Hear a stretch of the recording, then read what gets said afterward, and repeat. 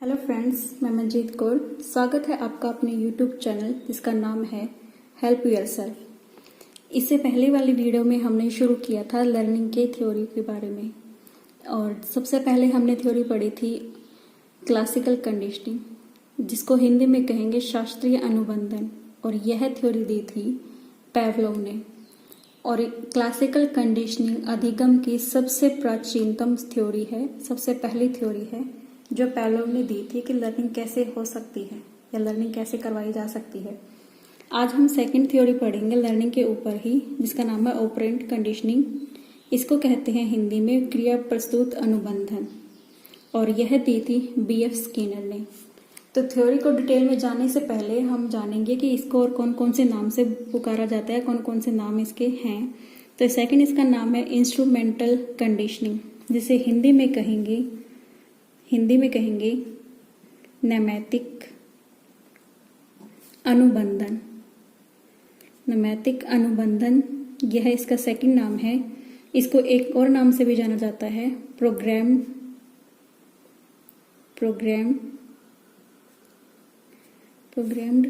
Learning. इसको हिंदी में कहेंगे अभिक्रमित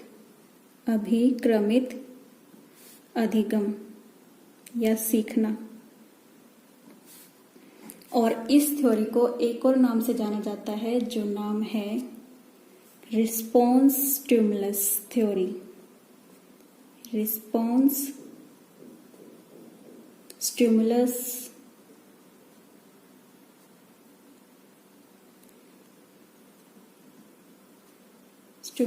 थ्योरी। हिंदी में इसे कहेंगे अनुक्रिया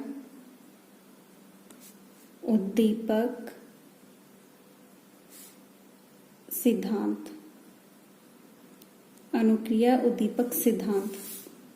तो यह थे इसके नाम। देखिए, इसके 4 नाम है, तो एग्जाम में चारों में से कोई भी एक नाम भी आ सकता है। तो इसको कौन कौन से नाम से जाना गया? Operant conditioning, instrumental conditioning, programmed learning, response stimulus. और इसको क्यों इन नामों से जाना गया, यह भी हम आगे जानेंगे कि क्यों इसको इस नाम से बुलाया गया था। तो इस नाम से क्यों बुलाया गया था, चलिए पहले हमें शुरू करते हैं इसकी थ्योरी क्या थी, इन्होंने किया क्या था। तो एक के पहले क्वेश्चन में अगर सीधा ज़रा डिटेल में ना पूछे तो ये पूछ सकता है B.F. स्किनर ने। सबसे पहले तो यही क्वेश्चन बनता हमारा कि ऑपरेंट कंडीशनिंग दी किसने थी? यह दी थी B.F. स्किनर ने। सेकंड क्वेश्चन हमारा बनता है कि इन्होंने जो एक्सपेरिमेंट किए थे वो किसके ऊपर किए थे? वो थे एनिमल पर। और वो एनिमल क्या था? एक तो था रैट, जिसे हिंदी में कहते हैं चूहा। इन्होंने चूहे पर अपना एक्सपेरिमेंट किया। और इन्होंने पीजन यानी कि कबूतर पर भी अपना एक्सपेरिमेंट किया है। यह अगर पूछा जाए इन्होंने कि किस पे एक्सपेरिमेंट किया है, तो रेड और पीजन, इन्होंने दोनों पे एक्सपेरिमेंट किया है। लेकिन जो आज हम थ्योरी पढ़ने वाले हैं वो उन्होंने रेड के ऊपर की है। तो हम देखेंगे उन्होंने चूहे के ऊपर कैसे एक्सपेरिमेंट किया। तो जानते हैं कैसे एक्सपेरिमेंट किया। तो देखिए, ज़्यादा अच्छी ड्राइंग तो मेरी है नहीं, लेकिन थोड़ा ध्यान से समझिएगा कि मैं क्या समझाना चाह रही हूँ। तो स्किनर ने एक बॉक्स बनाया, एक बॉक्स तैयार किया, जिसका नाम उन्होंने रखा, इस बॉक्स को जाना जाता है स्किनर बॉक्स के नाम से। किसके नाम से? स्किनर बॉक्स के नाम से। तो यह भी क्वेश्चन आ सकता है कि जिसमें स्किनर ने एक्सपेरिमेंट किया चूहे का, उसको क्या कहते हैं? तो उसका नाम है स्किनर बॉक्स, यानी क्योंकि यह डब्बा उन्होंने खुद डिजाइन किया था। तो यहाँ पर ये बॉक्स उन्होंने बनाया, और कहीं दीवार पर उन्होंने एक लीवर लगा दिया, और उसके ठीक नीचे एक उन्होंने प्लेट रख दी, और इस डिब्बे में उन्होंने एक चूहे को रखा। तो ये चूहा थोड़े टाइम के बाद में भूखा हो जाता है। तो अब देखिए, जैसे पीछे पहले वाली वीडियो में हमने पढ़ा था क्लासिकल कंडीशनिंग के बारे में, तो क्लासिकल कंडीशनिंग में कुत्ते को भूखा रखा गया था। तो इसमें भी चूहा इस डिब्बे में बंद होने के बाद जब उसे भूख लगती है तो यहाँ वहाँ हर जगह वो घूमता है। चूहा हर जगह घूमता है और इधर उधर पैर मारता है भूख के मारे, कभी उधर जाता है कभी उधर जाता है, चारों तरफ वो घूमता है। तो बाय चांस इस चूहे का पैर इस लीवर पे पड़ जाता है और जैसे इस लीवर पर उसका पैर पड़ता है तो भोजन इससे नीचे रखी हुई प्लेट में आ जाता है और चूहा इसे खा लेता है। तो यह थे इसके वो कार्य मतलब जो भी इसने स्टेप किए, जो भी जहां जहां वो गया पूरे बॉक्स में, वो उसने भूख के मारे किए थे। यानी कि यूजलेस उसके कार्य थे और यूजलेस रिस्पॉन्स थे, जिसके उसको नहीं पता था कि लीवर पे पैर रखेंगे और लीवर यहाँ है इस कमरे में, इस बॉक्स में, तो इसको मैं प्रेस करूंगा तभी खाना आएगा। अभी तक चूहा इस लीवर के बारे में बिल्कुल अनजान है, उसे कुछ नहीं पता, बस वो तो अपने भूख के मारे यहाँ वहां तड़प से घूम रहा था। तो उसे खाना मिला, थोड़ी देर शांत बैठा चूहा, फिर दोबारा भूख लगती है, दोबारा ऐसे ही करता है, पूरे बॉक्स में घूमता है यहाँ वहां और दोबारा फिर उसका पैर पड़ता है इस लीवर के ऊपर और फिर खाना गिरता है, फिर वह खाना खा लेता है, फिर बैठ जाता है। फिर ऐसे ही करके बहुत ऐसे ट्रायल चले जाते हैं। लेकिन जैसे जैसे ये ट्रायल का नंबर बढ़ता जाता है, यानी कि जैसे जैसे ट्रायल बढ़ते जाते हैं, वैसे वैसे चूहे के गलती करने के चांस, यानी कि जितनी बार वो घूमता है, मान लीजिए पहले वो घूमा था 20वीं बारी पर उसका प्रेस किया था उसने लीवर को, तो हो थोड़ा जैसे जैसे आगे जाते गए, मान लीजिए अब उसने 10 चक्कर लगाए या 10 बारी घूमा तब उसका पैर पड़ा, फिर हो सकता है वो 5 बारी घूमा तब उसका पैर पड़ा। तो ऐसे कर करके जैसे जैसे उसके ट्रायल बढ़ते जा रहे हैं, वैसे वैसे उसकी जो घूमने की मिस्टेक है वो कम होती जा रही है। तो एक टाइम ऐसा आया, चूहे को पता चल गया कि मैं इसको प्रेस करूंगा, यहाँ पर बटन लगा हुआ है, यहाँ पर लीवर लगा हुआ है, इसको मैं प्रेस करूंगा तो इस प्लेट में खाना आएगा और मेरी भूख शांत हो जाएगी।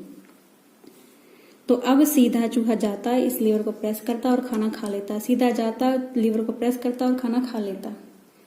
तो यह थी इनकी थ्योरी, बीएफ स्किनर की ऑपरेंट कंडीशनिंग। तो इसका ऑपरेंट कंडीशनिंग नाम क्यों पड़ा? वो इसलिए पड़ा क्योंकि बीएफ स्किनर का मानना था कि पहले वह रिस्पॉन्स देखेगा। बीएफ स्किनर का मानना था कि पहले स्किनर रिस्पॉन्स देखेगा कि रिस्पॉन्स क्या आ रहे हैं।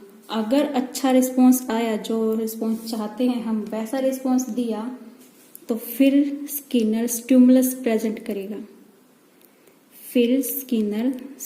प्रेजेंट करेगा, जिससे हमें अच्छा लगेगा और हम उसी रिस्पॉन्स को दोबारा करेंगे, उसी रिस्पॉन्स को फिर हम दोबारा देंगे। तो यानी कि पहले स्किनर को चाहिए रिस्पॉन्स, पहले वो अनुक्रिया देखा गया। हाँ, हमारी जैसे देखिए चूहा बंद के अंदर, चूहा इधर उधर भाग रहा है, लीवर पे उस पर बटन पे, इस लीवर पे उसका पैर लगा तभी खाना हुआ। लेकिन लीवर पर पैर दबा यानी कि उसने रिस्पॉन्स दिया और खाना इसमें पड़ा, यानी कि वो स्टिमुलस है। यानी कि अगर वो पैर रखेगा तभी उसको खाना मिलेगा। तो इसीलिए इसका नाम पड़ा था रिस्पॉन्स स्टिमुलस थ्योरी। ये हमारा पहला नाम प्रूव हो गया। ओके, तो इसकी हम थोड़ी समरी कर लेते हैं। समरी जैसे एक समरी में हमने ये किया, सेकंड समरी क्या कहता है कि यदि किसी क्रिया को करने पर, यानी कि किसी अनुक्रिया को करने के बाद कोई बल प्रदान करने वाला स्टिमुलस मिलता है, स्किनर कहता है कि यदि किसी क्रिया को करने के बाद या किसी रिस्पॉन्स को देने के बाद बल प्रदान करने वाला स्टिमुलस, यानी कि उसने यहाँ पे कौन सा स्टिमुलस है, वो भोजन मिलता है, तो लर्निंग, जो यह क्रिया सिखा रहे हैं चूहे को, उसकी शक्ति बढ़ जाती है, यानी कि लर्निंग अच्छी हो जाती है, इफेक्टिव हो जाती है। तो इफेक्टिव हो जाती है तो वो जो लर्निंग होती है वो अच्छी हो जाती है और चूहा और जल्दी रिस्पॉन्स देगा नेक्स्ट वैसे ही।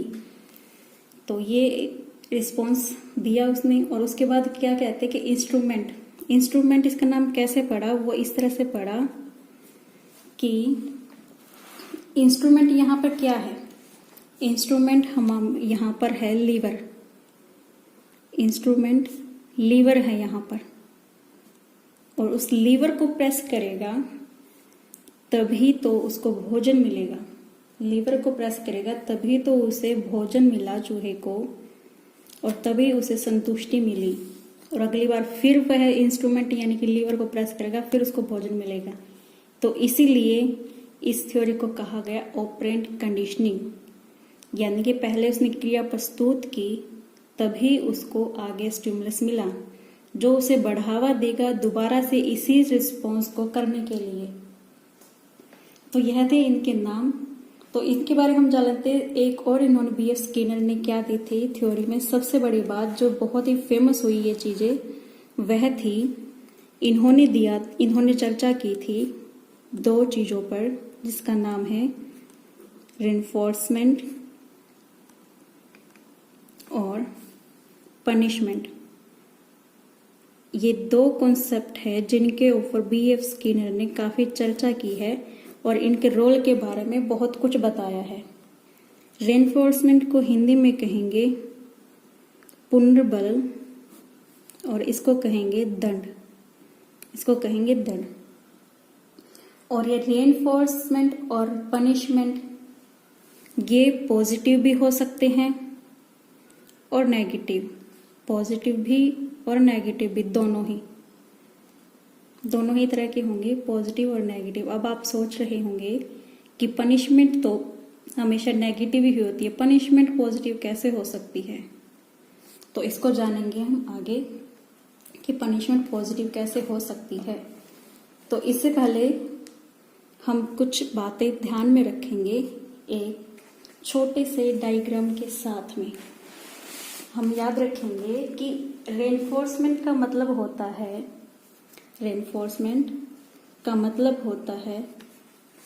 रिवॉर्ड, यानी कि पुरस्कार देना। इसको हिंदी में तो पुनर्बलन कहते हैं, लेकिन एग्जाम में रेनफोर्समेंट ना हो तो रिवॉर्ड भी आ सकता है, क्योंकि रिवॉर्ड और रेनफोर्समेंट एक ही चीज होती है। तो इसको एक डायग्राम के साथ थोड़ा सा समझेंगे कि जो समथिंग पॉजिटिव होगा ना, कि हमें पॉजिटिव यानी कि कुछ बढ़ाना है। रेनफोर्स का मतलब होता है समथिंग इंक्रीज, यानी कि हमें कुछ ना कुछ बढ़ाना है, जो डिजायर बिहेवियर हम चाहते हैं उसको हमें बढ़ाना है। पनिशमेंट का मतलब होता है डिक्रीज, यानी कि हमें जो बिहेवियर हम चाहते हैं कम करना, वह होता है पनिशमेंट के द्वारा। तो पॉजिटिव और नेगेटिव दोनों को यहाँ पर हम समझेंगे, पॉजिटिव और नेगेटिव। ये हमारा पनिशमेंट, ये हमारा रेनफोर्समेंट। ये है पॉजिटिव, यहाँ पर भी पॉजिटिव, यहाँ पर नेगेटिव के बारे में पढ़ेंगे, लेकिन यहाँ पॉजिटिव रेनफोर्समेंट और ये नेगेटिव रेनफोर्समेंट। यहाँ पे पॉजिटिव पनिशमेंट और यहाँ पे नेगेटिव पनिशमेंट। तो पॉजिटिव का मतलब होता है समथिंग ऐड करना। पॉजिटिव में हम समथिंग ऐड करेंगे, यानी कि कुछ ना कुछ जोड़ देंगे। तो यह याद रखेंगे, जो पॉजिटिव टर्म होगी उसमें समथिंग ऐड करना है। अभी के लिए सिर्फ इतना ही याद रखें, ज्यादा पजल नहीं होना हमें। और नेगेटिव में होता है समथिंग रिमूव, यानी कि कुछ ना कुछ हमें हटाना है, कुछ ना कुछ हमें यहाँ पर घटाना है। क्या घटाएंगे क्या बढ़ाएंगे वो हम पढ़ेंगे, अभी विस्तार से जानेंगे। लेकिन अभी के लिए सिर्फ हमें याद रखना है कि समथिंग ऐड पॉजिटिव में होगा कि हम कुछ ना कुछ ऐड करेंगे, और नेगेटिव में होगा कि हम कुछ ना कुछ रिमूव करेंगे, कुछ ना कुछ घटाएंगे। तो देखते हैं कैसे घटाएंगे और कैसे क्या बढ़ाएंगे। अब मान लीजिए कि हम पहले पॉजिटिव रेनफोर्समेंट की बात कर लेते हैं कि पॉजिटिव में क्या क्या होता है। तो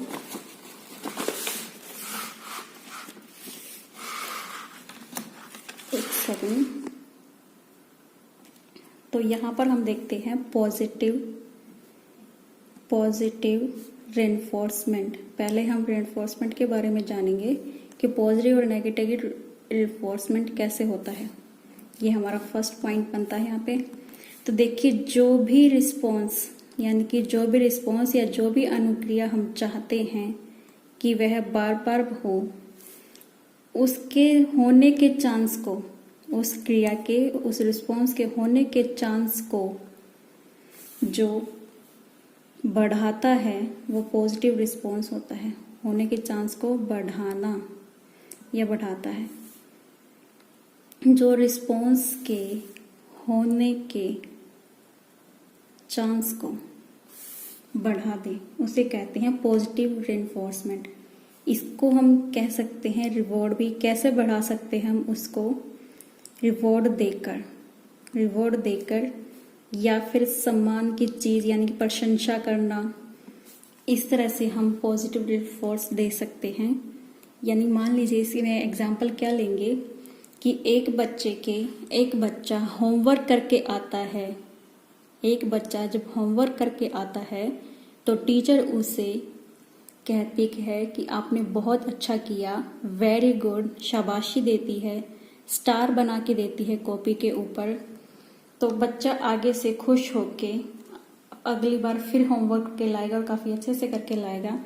तो ये होता है पॉजिटिव रेनफोर्समेंट। यानी कि जो स्टार दिया, टीचर ने स्टार दिया, शाबाश कहा, यह क्या हुआ? Positive reinforcement.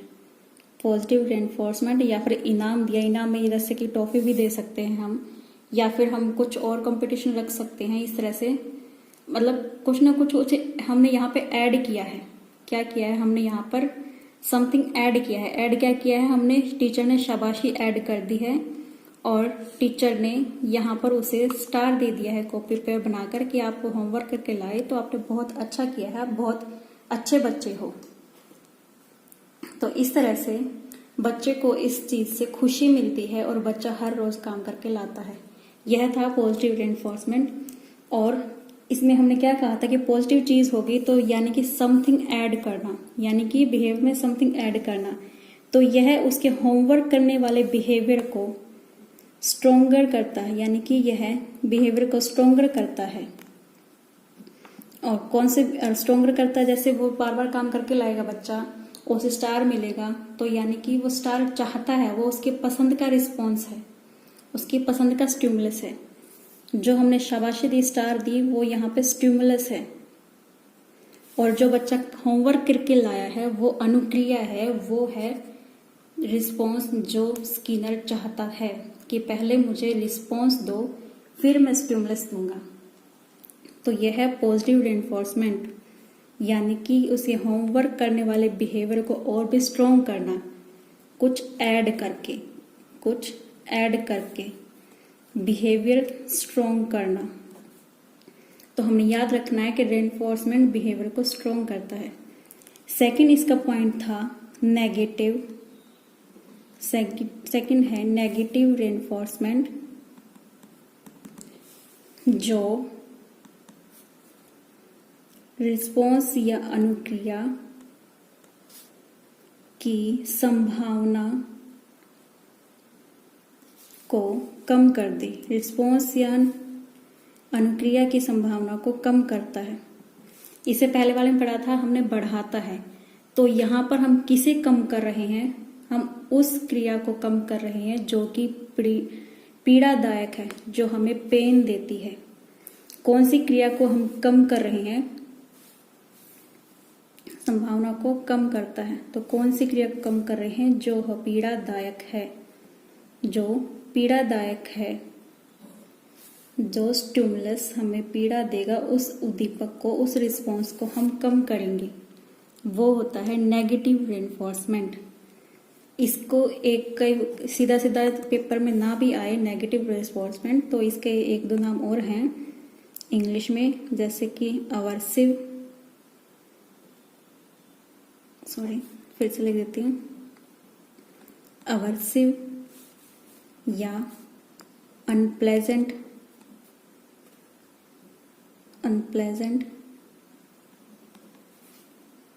और एक हो गया हमारा नेगेटिव स्टिमुलस। यानी कि हमें नेगेटिव स्टिमुलस नहीं चाहिए, इसीलिए हम अच्छा रिस्पॉन्स देंगे इनसे बचने के लिए। अब इसको कैसे समझेंगे? मान लीजिए हमें पता है कि आज मौसम खराब है, बारिश होने वाली है, तो बारिश से भीगने के लिए हम घर से छाता लेके चल रहे हैं। बारिश से भीगने के लिए हम घर से ही छाता लेके चल रहे हैं, यह हमारा है रिस्पॉन्स। तो यह हमारा रिस्पॉन्स और छाता है यहाँ पर हमारा। पीड़ादायक स्टिमुलस कौन सा हो गया? भीगना। और उससे पहले हमने रिस्पॉन्स ले लिया। क्या किया रिस्पॉन्स में? हमने अपने छाता रख लिया, तो हम बच गए उस पीड़ादायक सिचुएशन से। तो अब कहीं कह सकते हैं हम तो भीगना अच्छा लगता है, तो ये हमारे लिए पीड़ादायक नहीं है। तो अब दूसरा एग्जाम्पल लेके चलते हैं, होमवर्क वाला ही। अब मान लीजिए बच्चे को टीचर की मार से या उसके डांट फटकार से बचना है। डांट फटकार और पीटना पिटाई यहाँ पे हो गए नेगेटिव रेनफोर्समेंट। अगर इनसे बचना है तो बच्चा क्या करेगा कि वह होमवर्क करके लेके जाएगा। यहाँ पे बच्चा होमवर्क करके लाएगा क्योंकि उसे टीचर की डांट नहीं चाहिए। तो यह है नेगेटिव रेनफोर्समेंट, यानी कि पीड़ादायक उद्दीपक से बचने के लिए हम अच्छा कार्य करें। तो यहाँ पर रिमूव समथिंग, यानी कि हम नेगेटिव रिस्पॉन्स को रिमूव कर देते हैं। नेगेटिव में हमेशा आएगा रिमूव समथिंग, यानी कि रिमूव करना। और रिमूव किसका करते हैं हम? उस स्टिमुलस का जो हमें पीड़ा देता है। जो हमें पीड़ा देता है हम उस स्टिमुलस का रिमूव कर देते हैं। इसका एक एग्जाम्पल ये भी ले लेते हैं हम कि आज जब हम दोपहर में निकलते हैं घर से, तो हमारी स्किन कहीं टैनिंग ना हो जाए, कि हमारी स्किन कहीं टैनिंग ना हो जाए या फिर हम काले ना पड़ जाए। तो उस चीज से बचने के लिए हम पहले ही सन क्रीम लगा कर चलते हैं। उससे पहले ही हम सन क्रीम लगा के चलते हैं। किससे बचने के लिए? टैनिंग से बचने के लिए। यानी कि हमारी त्वचा काली हो जाती है ना, देखा भी अपने गर्मी में हमारी स्किन काली पड़ जाती है, तो उससे बचने के लिए हम पहले ही सन क्रीम लगा के चलेंगे। तो यह था नेगेटिव रेनफोर्समेंट। हमने काफी एग्जाम्पल लेके समझा। अब थर्ड हम पढ़ते हैं पॉजिटिव पनिशमेंट। फोर्थ हम पढ़ते हैं पॉजिटिव पनिशमेंट। अब आप देखिए पॉजिटिव पनिशमेंट कैसे हो सकती है। तो पॉजिटिव है यहाँ पर, यानी कि जो अनडिजायर्ड बिहेवियर है उसको कम करना। और कैसे कम करेंगे? इसको लिखते हैं हम रिड्यूसिंग ए अनडिजायर। रिड्यूसिंग ए अनडिजायर। अनडिजायर या मतलब जो हमें नहीं चाहिए, जो हमें पसंद नहीं है। Undesired behaviour by present and unpleasant stimulus. यानी कि और उसको कम कैसे करेंगे हम? अनप्लेजेंट स्टिमुलस देके, यानी कि जो हम नहीं चाहते वह उद्दीपक देकर। तो यहाँ पे देखे मैंने पॉजिटिव में पीछे बताया था, छोटा सा हमने डायग्राम बनाया था, उसमें होता था पॉजिटिव में समथिंग ऐड। क्या था? समथिंग ऐड, यानी कि हम यहाँ पे कुछ ऐड कर देंगे, कुछ देंगे, वह चीज जो बच्चे को पसंद नहीं है। तो एग्जाम्पल वही लेके चलते हैं कि बच्चे ने होमवर्क नहीं किया। बच्चे ने होमवर्क नहीं किया, तो अब उसको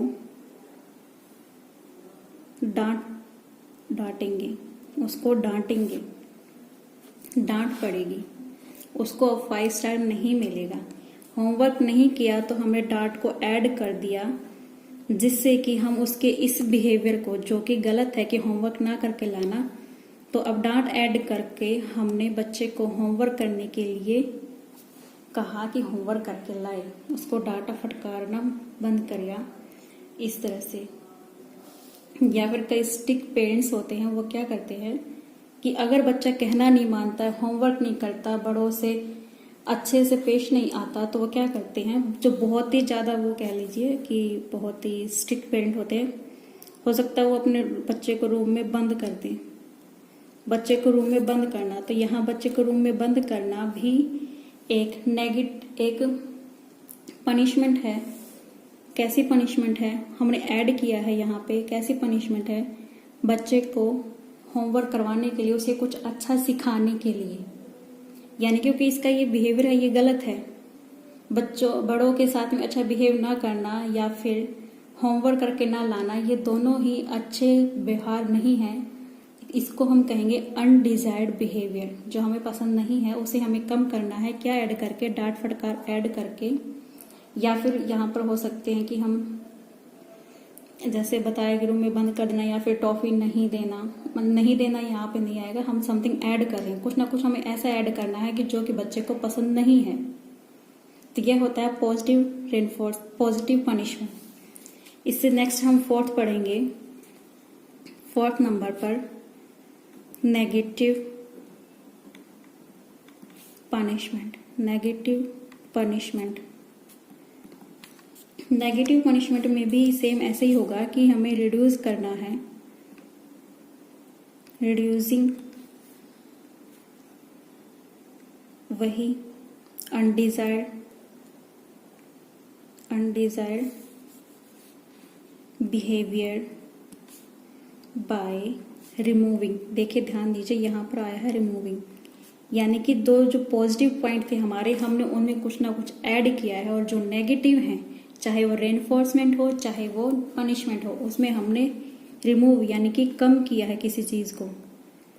नेगेटिव क्या कहे? रिमूविंग। कौन सा क्या रिमूव करना है हमें यहाँ पर? प्लेजेंट। क्या रिमूव करना है यहाँ पे? Pleasant stimulus. प्रेजेंट स्टिमुलस हमने यहाँ पर रिमूव करना है। कैसे रिमूव होगा? देखिए, इससे पहले वाले में तो हमने क्या था? अनप्लेजेंट स्टिमुलस किया था प्रेजेंट, ताकि जो बच्चे को पसंद नहीं हम वो दे देंगे उस बिहेवियर को घटाने के लिए जो हम नहीं चाहते कि बच्चा आगे और भी करे, रिपीट करे। नेगेटिव में हम क्या करेंगे कि जो बिहेवियर हमें पसंद नहीं है, जो हम बच्चे को आगे छुड़वाना चाहते हैं, उस बिहेवियर को हटाने के लिए हम उसकी कुछ पसंद की चीज, कुछ पसंद जो उसे अच्छा लगता है वो हम हटा देंगे। रिमूव का मतलब होता है हटाना, खत्म करना। तो जैसे मान लीजिए यहाँ से स्कूल का वही एग्जाम्पल लेके चलते हैं हम, होमवर्क का ही। अब बच्चे ने देखिए होमवर्क नहीं किया तो हम क्या कर देंगे? उसका टीवी देखना बंद करा देंगे या उसे टीवी नहीं देखने देंगे। तो टीवी देखना उसका प्लेजेंट स्टिमुलस है, जो उसे मजा देता है, जो उसे अच्छा लगता है, जो उसका एंटरटेनमेंट करता है, वो स्टिमुलस हम हटा देंगे। तो यहाँ पर उसका ये है प्लेजेंट स्टिमुलस, और इसको हमने हटा दिया तो बच्चे को अब लगेगा कि मैंने होमवर्क नहीं किया। हम उससे कह देंगे अगर आप अपना पूरा होमवर्क करते हो तो आप इतनी देर तक टीवी देख सकते हो। तो बच्चा अब होमवर्क करेगा टीवी देखने के लिए, और अगर बच्चा होमवर्क नहीं करेगा तो हम उसे टीवी नहीं देखने देंगे। तो यानी कि उसको प्लेजेंट स्टिमुलस हम हटा देंगे। तो यह है अनडिजायर्ड बिहेवियर। अनडिजायर्ड बिहेवियर क्या था? होमवर्क ना करना। तो यह थे हमारे 4 पार्ट रेनफोर्समेंट के और पनिशमेंट के। पॉजिटिव रेनफोर्समेंट और negative reinforcement, positive punishment and negative punishment. Positive reinforcement और पॉजिटिव पनिशमेंट में समथिंग ऐड होगा। पॉजिटिव रेनफोर्समेंट में हम कुछ उसको रिवार्ड देंगे जो उसको पसंद है, और पॉजिटिव पनिशमेंट में हम कुछ ऐसा देंगे बच्चे को जो उसे पसंद नहीं है। ये थे पॉजिटिव में। नेगेटिव रेनफोर्समेंट में हम बच्चा अनुक्रिया करेगा, रिस्पॉन्स देगा अनप्लेजेंट स्टिमुलस से बचने के लिए। नेगेटिव रेनफोर्समेंट में बच्चा रिस्पॉन्स अच्छा करेगा अनप्लेजेंट स्टिमुलस से, यानी कि पीड़ादायक स्टिमुलस से बचने के लिए। और नेगेटिव पनिशमेंट में बच्चा रिस्पॉन्स करेगा अपने प्लेजेंट स्टिमुलस को पाने के लिए। तो ये थे हमारे रेनफोर्समेंट और पनिशमेंट का कॉन्सेप्ट। अभी भी इस थ्योरी के बारे में कुछ रहता है, इससे नेक्स्ट वीडियो में हम पढ़ेंगे कि कैसे रेनफोर्समेंट को दिया जाता है, या रेनफोर्समेंट के शेड्यूल के बारे में पढ़ेंगे। आज के लिए सिर्फ इतना ही, मिलते हैं नेक्स्ट वीडियो में। अगर आपको ये वीडियो अच्छी लगी है तो इसे ज़्यादा से ज़्यादा शेयर कीजिए, चैनल को सब्सक्राइब कीजिए। मिलते हैं नेक्स्ट वीडियो में, तब तक के लिए बाय बाय।